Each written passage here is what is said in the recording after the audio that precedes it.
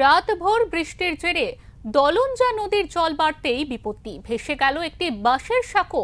অপর আরেকটি বাঁশের সাঁকো বাঁচাতে আপ্রাণ চেষ্টা গ্রামবাসীদের। এই ছবি উত্তর দিনাজপুর জেলার ইসলামপুর ব্লকের ডাঙ্গাপাড়া এলাকায়।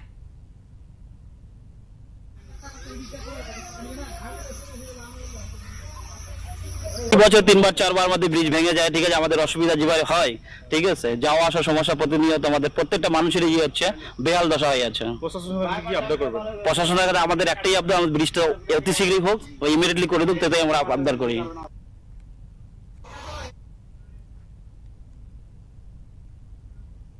জানা গিয়েছে, ইসলামপুর ব্লকের ডাঙ্গাপাড়া এলাকার বুক চিরে গিয়েছে দালঞ্জা নদী। নদীর দুই পাড়ে রয়েছে হাজার হাজার গ্রাম।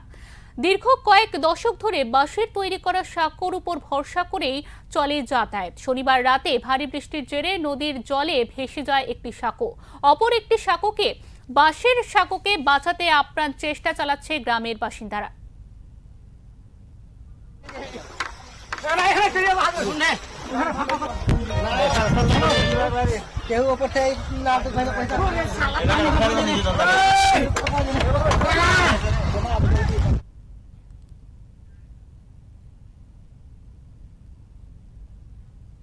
গ্রামবাসীরা জানিয়েছেন, সেতু তৈরির জন্য জমি রেজিস্ট্রি করে দিলেও কাজের কোনো অগ্রগতি দেখা যায়নি। নেতা থেকে মন্ত্রী, এমনকি বড় বড় প্রশাসনের আধিকারিকরা এসে সেতু তৈরির জন্য মাপঝোপ করে নিয়ে গেলেও সেতু তৈরির কোনো উদ্যোগ দেখা যায়নি বলে অভিযোগ গ্রামবাসীদের। শুধু গ্রামবাসীদের কপালে জোটে প্রতিশ্রুতি।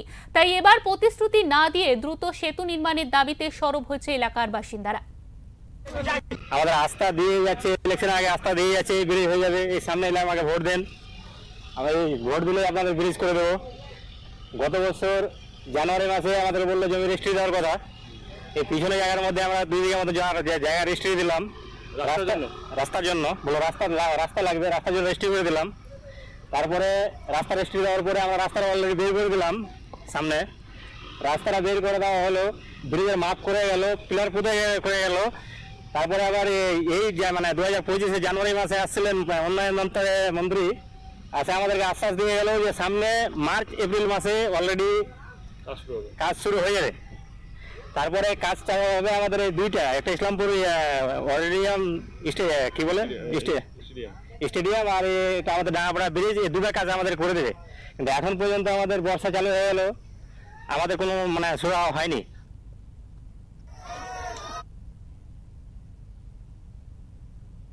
নেতৃত্বদের টালবাহানায় সেতুটি নির্মাণের কাজ শুরু হচ্ছে না বলে অভিযোগ। স্থানীয় কংগ্রেসের ব্লক সভাপতি হারুন রশিদ কি বলছেন শুনে নেব। এখানকার যারা লোকাল লিডার আছে, আজকে ওদেরই এই কারণ নিয়ে বেহাল ব্রিজটা রয়েছে। না হলে লোকাল লিডার যে এখানকার ঠিক থাকতো, তাহলে আজকে এই ব্রিজটা এরকম বাসের যে খাঁচার ব্রিজ, সেই খাঁচার ব্রিজে আজকে যেতে হতো না, পাকা সেতু ব্রিজ দিয়ে যেতে হতো। কিন্তু এখানকার লোকাল যারা লিডার আছে, তাদের গফিলতিতে আজকে এই পরিস্থিতি আছে। যদি আজকে এখানকার লোকাল লিডার, টিএমসি যারা লিডাররা রয়েছে, তারা এক হয়ে যদি এই ব্রিজের জন্য দাবি তুলতেন, তাহলে আজকে এই মানুষকে, এই লোকাল মানুষ যারা আজকে 2টি মাটিগুন্ডা 1, মাটিগুন্ডা 2, পাটাগৌড়া, এগুলো আলটিমেটলি খন্তি, এগুলো সব বেশিরভাগ এদিক দিয়ে যাতায়াত করা হয়।